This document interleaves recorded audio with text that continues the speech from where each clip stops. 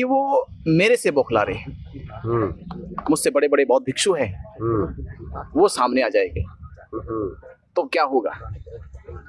वो सब के सब एक लामबंद होते जा रहे हैं। किसको? झूठ को छिपाने के लिए, अपनी बुराइयों पे पर्दा डालने के लिए। और अब पर्दा उठ चुका है कि वो अब इस गलतफहमी में ना रहे कि ये पिछले आंदोलनों की तरह या किसी भी प्रलोभन से या किसी भी सत्ता के डर से, प्रशासन के किसी मुकदमे से या किसी ऐसे अत्याचार से, जुल्म से डर जाएंगे। वो इस बार नहीं होने वाला। कोई अपराध नहीं था, बिना अपराध के 10 घंटे की सजा दी उनको। सिर्फ जो आंदोलन की कवरेज दे रहे हैं उनको, इसी के कारण है कि जो आंदोलन को दिखा रहे थे देश दुनिया को। और ये बता रहे जो डिटेन किए गए, साथ के साथ पत्रकार बंधुओं ने बताया, यूट्यूबर्स ने, कि हमसे ये पूछा गया कि आप किस झंझट में पड़े हो, अपने अपनी साइड लौट जाओ। वो भंते के आड़ में चीवर पहने हुए लोग बैठे हैं। अब इन लोगों को समझाना पड़ेगा। हम पहुंच रहे हैं बोध गया समझाने के लिए।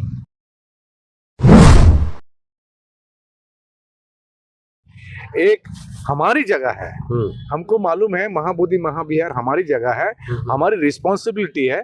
इसीलिए हम लोग ने कम भिक्षुओं के साथ ये अनशन में बैठे थे। अब सरकार चाहती है ये भीड़ आप 5 अप्रैल में यहाँ आके देख लीजिएगा। अब तो देख ही रहे हैं भीड़। 5 अप्रैल में आप पर यहाँ पर आके देख लीजिएगा कितनी भीड़ होती है। सरकार को यदि हमने जब यहाँ पर धरने में बैठे थे, एसडीएम को बोले थे कि वो बोल रहे थे आकाश जी कितने लोग होंगे, तो हमने कहा 100 से ऊपर नहीं होगा, मैं गारंटी देता हूँ। अब मैं गारंटी देता हूँ 5 अप्रैल में 1 लाख से कम नहीं होगा, गारंटी एकदम। तो मैं हमारे साथ में, और दूसरी बात ये हमारे प्रदेश अध्यक्ष भीम आर्मी के प्रदेश अध्यक्ष आए, हमारे सद्दीनाचार्य भंते जी जो हम फर्स्ट सेक्रेटरी रह चुके हैं, उनसे प्रश्न लीजिए। सरकार से बारंबार यही अनुरोध कर रहे हैं, हम लोग शांति से बैठे हुए हैं। इसको अलग अलग रूप देने का कोशिश किया जा रहा है, समाचार पत्र में हो या मीडिया में हो। हम लोग देखिए संविधान में विश्वास करते हैं, शांति करुणा मैत्री में विश्वास करते हैं, भाईचारा में विश्वास करते हैं। आपसे सर एक आखिरी सवाल लेंगे।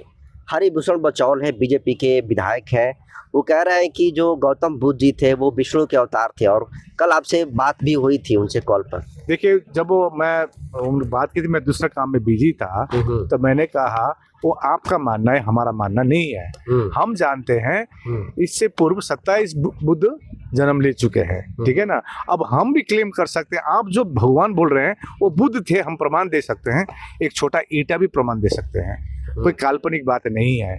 तो उनको बोला ये देखिए एक चीज में, हम लोग धरने में बैठने का मुख्य कारण क्या है? इतनी ज्ञापन देने के बाद भी सरकार मौन है। सरकार किस एंगल में देख रही है उनकी प्रॉब्लम है, लेकिन हमारा कहना क्या है, जब टेबल में बैठेंगे तब हम बात कर पाएंगे। कोई इंडिविजुअल कोई व्यक्ति या विधायक अपने को बचाने के लिए कुछ बयानबाजी देते हैं, इसका मैं जवाब नहीं दूंगा। तो जो लोग सवाल खड़ा कर रहे हैं उनको आप डिबेट में शामिल होने के लिए तैयार हैं? तैयार है जी, तैयार है। आप आइए बैठिए। देखिए हमने शुरू से कहा है भारत एक डेमोक्रेटिक, द लार्जेस्ट डेमोक्रेसी है। ये संसार के लोग भारत के प्रति देख के रखते हैं, अचंभित रहते, इतनी भाषा है तभी कैसे मिल के बैठते हैं, इतनी त्योहार है, सभी धर्म का त्योहार है, हम लोग मिल के बैठे हैं। हम यही तो काम बोल रहे हैं कि बैठ के एमिकेबल सॉल्यूशन क्या होती है उस पर हम लोग चर्चा करें, न कि द्वंद्व फैलाएं, न कि जैसे मैं आपके चैनल से हमारे हिंदू भाइयों को भी यही अनुरोध करना चाहता हूँ, यदि आपको लगे कि ये बौद्ध न्याय चाह रहा है, आपको भी समर्थन करना चाहिए। जिस प्रकार से हम लोग ने अयोध्या के लिए आपको समर्थन किए थे, कि हमको मालूम थी अयोध्या साकेत नगर जहाँ पर आर्कोलॉजिकल सर्वे ऑफ इंडिया ने खुदाई करके भगवान बुद्ध का अवशेष मिला, लेकिन हम बौद्ध चुप रहे। क्यों चुप रहे? हमारे हिंदू भाइयों का सेंटीमेंट था वहां पर राम मंदिर का, इवन हम लोग सपोर्ट किए। अब हम आपसे गुजारिश कर रहे हैं, आप हमको सपोर्ट कीजिए। आप महाबोधि महाविहार जो एक लौता जो हमारी जो विरासत है, इसमें कमिटी में पूरी बौद्ध होना चाहिए। इसके लिए आप भी, तथाकथित कुछ धर्म के ठेकेदार, हमारे बौद्ध ठेकेदार भी है, हम बोल रहे हिंदू का भी ठेकेदार है, जो फेसबुक में लाइव आकर उल्टा पुल्टा बयान देता है, आप बंद करें। पब्लिक समझ चुका है भारत देश। कहीं ना कहीं जो हिंदू धर्म के लोग हैं उनकी नैतिक जिम्मेदारी बनती है कि जिस तरीके से इन्होंने अयोध्या में बिल्कुल चुप रहे, उसी तरीके से उनको मदद करने की जरूरत है बोध गया में। बनते बिना चाह रहे हैं जो कि लगातार वायरल चल रहा है। बहुत सारे लोग सवाल पर तो आएंगे बाद में, बहुत सारे लोग कह रहे हैं कि बनते बिना चाह रहे स्वघोषित बंदे हैं, वो घूम रहे हैं बौद्ध बिहारों में और पंडितों को धमका रहे हैं। देखिए, पहली बात तो ये मैं उनसे कहूँगा कि बुद्ध के भिक्खु संघ का जो वस्त्र है जी, ये पारंपरिक तरीके से इसकी पूरी विधिया होती है। भिक्खु संघ बैठता है और सारे मानक पूरे होने के बाद जब हम परिपूर्ण रूप से मानसिक तौर पे सशक्त हो जाते हैं, त्याग के समर्पण की भावना मन में आ जाती है जी, जब गृहस्थ जीवन से वैराग्य आ जाता है, तब भिक्खु संघ के समक्ष होकर याचना वंदन होती है भगवान बुद्ध के इस पावन पवित्र चीवर को धारण करने की, तब जाके धारण किया जाता है। तो मैं उनके ऊपर कोई प्रतिक्रिया तो नहीं दूंगा। पूरा जग जाहिर है, पूरा देश जानता है कि किस तरह से उन्होंने इस धर्म के आड़ में भारत को लूटने का काम किया।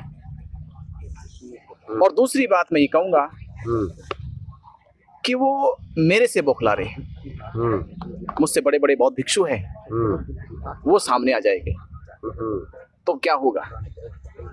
वो सब के सब एक लामबंद होते जा रहे हैं, किसको, झूठ को छिपाने के लिए, अपनी बुराइयों पे पर्दा डालने के लिए। और अब पर्दा उठ चुका है, माँ बोधि महाविहार की सच्चाई पूरे देश और दुनिया के सामने आ चुकी है।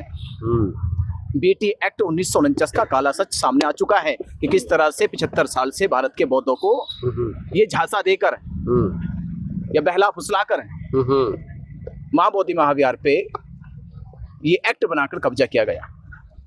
पर अब इस बार पंडित कर्ण श्री राहुल जी ने जो कहा कि वो अब इस गलतफहमी में ना रहे कि ये पिछले आंदोलनों की तरह या किसी भी प्रलोभन से या किसी भी सत्ता के डर से, प्रशासन के किसी मुकदमे से या किसी ऐसे अत्याचार से, जुल्म से डर जाएंगे, वो इस बार नहीं होने वाला है। आप लोग को बहुत सारे सोशल मीडिया पे वीडियो भी आई जिसमें आप लोग को डिटेन किया जा रहा है, क्या सच्चाई है उसकी? देखिए, सच्चाई ये है कि अगर आप माँ बोधि महाविहार के आसपास जाओगे, और प्रशासन ने तो खुले अब तो अखबार में भी निकाल दिया है, तो धरना से भयभीत है प्रशासन। वहाँ जितने बौद्ध भिक्षु जा रहे हैं, बौद्ध उपासक जा रहे हैं माँ बोधि महाविहार में, तो उनसे पूछा जा रहा है आप लोग धरने में आए हो या माँ बोधि महाविहार में आए हो? अगर किसी ने ये कह दिया कि हाँ हम धरना से होके आए हैं, उनके साथ बदतमीजी की जा रही है, उनको डराया जा रहा है, धमकाया जा रहा है, उनको भगाया जा रहा है। तो पत्रकार यहाँ जो आए धरने पे, पत्रकार पूरे देश में जाता है। बिल्कुल, पत्रकार का काम, कर्तव्य होता है जनता की बात सरकार को पहुंचाना, सरकार की बातों को जनता तक पहुंचाना। तो पत्रकार अपनी ड्यूटी को ईमानदारी से निभा रहा, और पत्रकार का दायित्व है वो सरकार के दफ्तर में भी जाएगा, प्रशासन के दफ्तर में भी जाएगा। क्या पुलिस स्टेशन कोई अलग देश था? पत्रकार बंधु चले गए तो यहाँ के प्रशासनिक जो भी जिम्मेदार थे थाने के, उन्होंने इनको डिटेन कर लिया। किस अधिकार में किया? क्या अपराध था इनका? ये पत्रकार बंधुओं को पूछना चाहिए एकजुट होके कि पत्रकार बंधुओं क्या अपराध था कि आपने 10 घंटे उनको बिठा के रखा? कोई एफआईआर उनकी, कोई गलत काम किया उन्होंने? कोई अपराध नहीं था, बिना अपराध के 10 घंटे की सजा दी उनको। सिर्फ जो आंदोलन की कवरेज दे रहे हैं उनको, इसी के कारण है कि जो आंदोलन को दिखा रहे थे देश दुनिया को। और ये बता रहे जो डिटेन किए गए, साथ के साथ पत्रकार बंधुओं ने बताया, यूट्यूबर्स ने, कि हमसे ये पूछा गया कि आप किस झंझट में पड़े हो, अपने अपनी साइड लौट जाओ, क्योंकि तुम लोग वीडियो बना रहे हो, वीडियो डाल रहे हो। तो उनको परेशानी हो रही है कि आप जैसे ईमानदार और समाज के प्रति जो समर्पित भाव से इस आंदोलन को दिखाने का काम कर रहे हैं, ये आपसे भी उनको परेशानी हो रही है। ये जो आंदोलन है कितना अभी जीत के करीब पहुंचा है? हम तो मान चुके हैं, हम तो मान चुके कि हम तो जीत के पास है और जीतेंगे। अब ना तो हमें आशंका लगती है, ना हमें कोई आश्वासन चाहिए। अब तो हक है, हक हम लेके रहेंगे। स्वरूपानंद जी का एक देखे ट्विटर पर कह रहा है कि वो भंते के आड़ में चीवर पहने हुए लोग बैठे हैं, अब इन लोगों को समझाना पड़ेगा, हम पहुंच रहे हैं बोध गया समझाने के लिए। क्या कहिएगा स्वरूपानंद के लिए? भाई वो महोदय ने तो कहा था कि मैं होली के बाद आ रहा हूँ, होली बीत जाए मैं होली के बाद आ रहा हूँ। हाँ। और होली बीत गई, रंग भी उतर गया, चेहरे भी साफ हो गए अब तो उनके, तो दिखाई नहीं दे रहे अब तो, वो दिखाई नहीं दे रहे। ट्वीट भी डिलीट हो गया, ट्वीट भी डिलीट हो गया। ट्वीट भी डिलीट हो गया, आप सोचिए, आई भी नहीं पहले ही उनकी सिट्टी मिट्टी गुल हो चुकी है। ये संकेत है कि जीत की तरफ बहुत आप लोग नजदीक में हैं। बिल्कुल। पूज्य भंते जी बैठे हैं, जिनके नेतृत्व में चल रहा है, भंते प्रज्ञाशील माथेरा जी है, भंते करुणशील राहुल है, हमारे आकाश लामा जी है, और पूरा भिक्खु संघ बैठा आप देख रहे हैं।